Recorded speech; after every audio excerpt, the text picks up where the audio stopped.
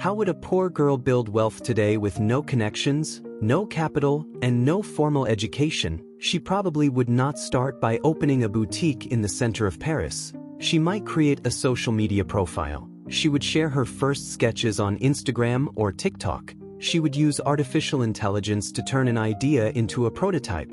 She would sell directly online to customers around the world. She might raise her first funding through crowdfunding. She would accept digital payments in seconds while reaching customers on every continent. Starting a business has become much easier from a technical point of view. But is that really true? Every day thousands of people launch online stores, thousands release new products, thousands spend money on advertising. Yet only a handful build a brand that lasts for 100 years. Technology changes. The real value of a business changes much less.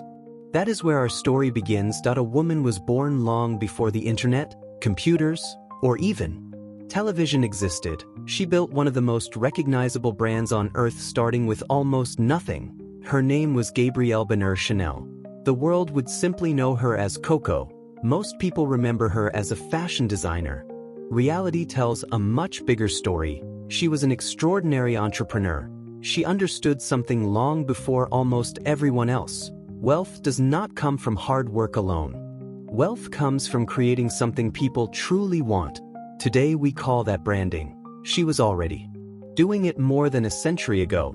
Understanding her success means starting in a place where luxury did not exist, an orphanage. Gabrielle was born in Saumur, France. In 1883, her family was poor. Her father sold goods as a traveling street vendor. Her mother worked tirelessly to support 5 children. When Gabrielle was only 12 years old, her mother died. A few months later, her father left his daughters in the care of the nuns at Aubazine Abbey. He promised to come back, but he never did. Many stories stop there. They speak about suffering, abandonment, poverty. Another question deserves our attention. What does a little girl learn after losing everything? She learns that nothing is guaranteed. She learns that depending on other people can be dangerous. She learns that financial security is not a luxury.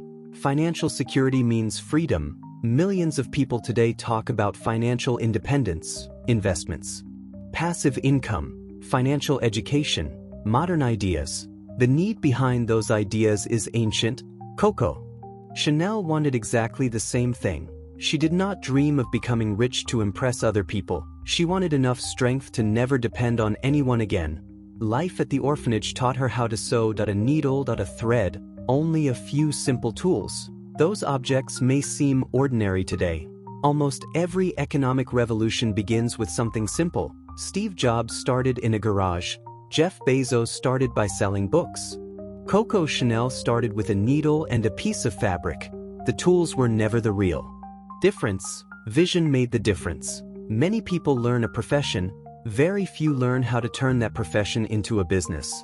That was the moment when Coco unknowingly began building her future wealth. She had no money, no house, no powerful connections, only one valuable skill.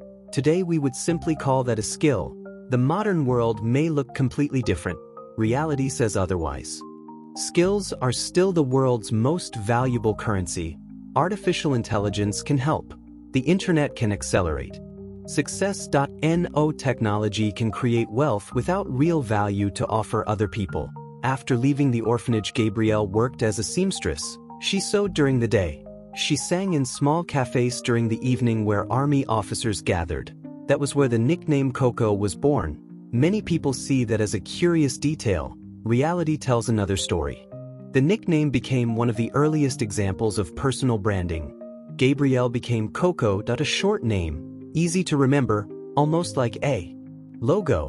Companies spend millions today searching for the perfect brand name. She created hers without even realizing it. A much bigger transformation was about to happen. Watching wealthy women carefully, she noticed something revolutionary.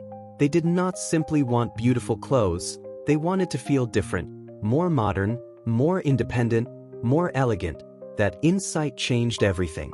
Coco stopped thinking like a seamstress. She started thinking like an entrepreneur. The seamstress sells a dress. An entrepreneur sells transformation. The difference is enormous. Many companies still fail because they talk only about their products. Legendary companies talk about the transformation they promise. Apple does not simply sell computers. Tesla does not simply sell cars. Coco Chanel did not simply sell clothes. She sold a new way of being a woman. That explains why her wealth continued to grow.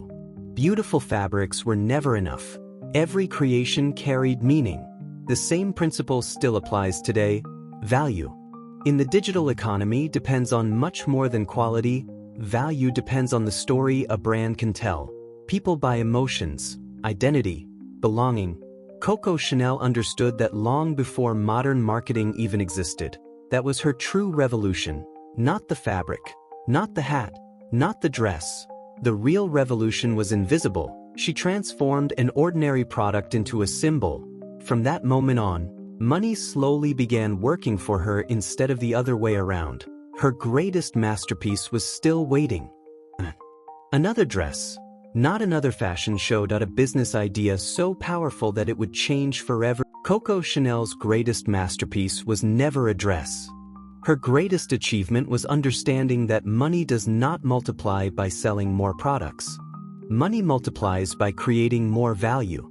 At the beginning of the 20th century, women wore stiff corsets, heavy dresses, and elaborate hats. Elegance often meant discomfort. Coco saw something others could not see: the future. She began using jersey, an inexpensive fabric almost exclusively reserved for men's underwear. Many people thought the idea was absurd. She saw an opportunity. Every great entrepreneur finds value where everyone else sees routine. The same thing happens today. Artificial intelligence, blockchain, and digital platforms are seen by some as a threat and by others as an extraordinary opportunity. Technology is never the real difference. Vision makes the difference. Coco Chanel transformed an ordinary fabric into a symbol of elegance. She was never selling fabric. She was selling comfort, freedom, modernity. One of the greatest business lessons in her story begins right here. People rarely buy what you make. They buy the problem you solve. The world's most successful companies do not simply sell products. They sell time, experiences, security, status. Coco Chanel understood that more than 100 years ago. Her greatest breakthrough was still ahead. Chanel No. 5 was introduced in 1921. Many people saw nothing more than a perfume. Reality tells another story. The fragrance became an economic revolution. For the first time, a fashion designer realized that a name could live far beyond clothing. The perfume became the easiest way to enter the world of Chanel.